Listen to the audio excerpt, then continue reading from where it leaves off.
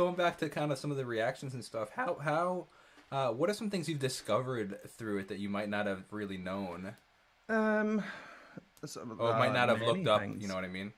Or some of your favorite, I guess. Some or like something like, for example, me Hamilton. Like I would never have like looked up Hamilton. Like people were trying to get me to No. watch it forever, and like finally I did, and I was like, oh, this is amazing. I love it. You know what I mean? So like something like that for you. So I found a deep, deep appreciation for metal music.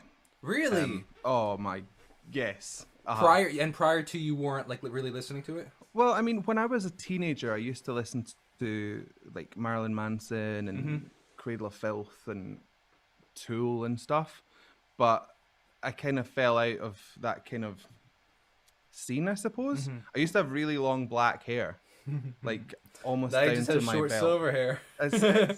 I'm that horse from the Wizard of Oz, always changing.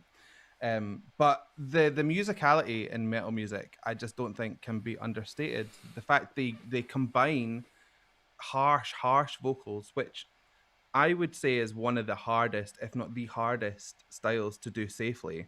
Sure. And then they marry it usually with an operatic style. So they'll Mm-hmm. have an operatic singer and then somebody that can do crazy screams and growls. Occasionally, you get Floor Jansen, who seems to combine all of those things together with such detailed, complex pieces of music. It's Absolutely. just, it The blows my guitar mind. work and the drum work in metal music is unbelievable. It's Mm, unmatched. They're so talented. It's yeah. crazy. I'd be curious. Can you hear the difference between like a safe singer and an unsafe singer when they're doing screams like that? Um, yes, I suppose You I can could. hear it, or Yeah. is it just something that will just in 5 years be like, oh, that guy can't sing anymore?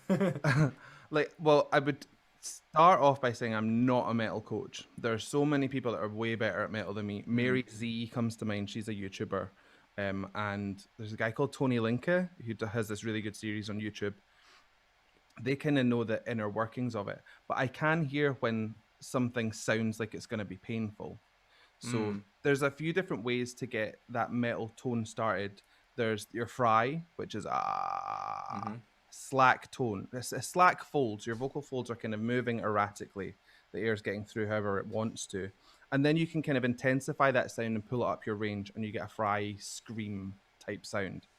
There's false chord screams, which to me is a contradiction of terms because your false chords aren't really in play. Your false chords sit over your true vocal folds. So if you were to pick up something really heavy, it would go. That's your false chords sitting over the top and not allowing movement. Mm. But every time I've heard like a false chord scream, it sounds more like that kind of sound, and that's just blasting air through a relaxed larynx. So I suppose your false chords are moving around, but they're Mm-hmm. not really engaged. Although some metal people could think the exact opposite. Mm-hmm. And then you've got arytenoid rattle, that kind of sound. Mm-hmm. That's at the point of your vocal folds. They open and close them, for want of a better term. And you can kind of get all of these combinations. But if you rely too much on the squeezy sound, then there's a good chance you're going to irritate your throat and your vocal folds, and you'll run into damage. So So if that's you the can, wrong one of the bunch. in my opinion, if you're using too much false vocal fold Mm-hmm. constriction when it comes in, then yeah, you'll probably run into some form of vocal issue down the line. Mm-hmm. Um, Interesting. yeah, as long as you're keeping your folds kind of disengaged almost, you're kind of wanting your articulators and the force to produce the sound rather than your folds coming together and then you just like thrashing away at them. Um, Well, man, you're going a bit over my head in the sense of like I'm like, Sorry. hold on, where's my notepad? I'm about to be like, so what's the articulators? What are we talking like the? Oh, so your articulators would be your teeth, your tongue, your jaw. Oh, okay, The things that change the shape of the sound. sure, So if you think about that makes sense. Yeah. your larynx would almost decide the tone, whether it's a dropped larynx, high larynx, airy sound. Your folds are behaving differently with the breath. Whatever happens here, it's articulated up here. It's fascinating, man. Like it's a whole science, like literal science behind it, and people Oh, don't realize it. You know what I mean? And You then can you go have the mad. yeah, you Trust can. me.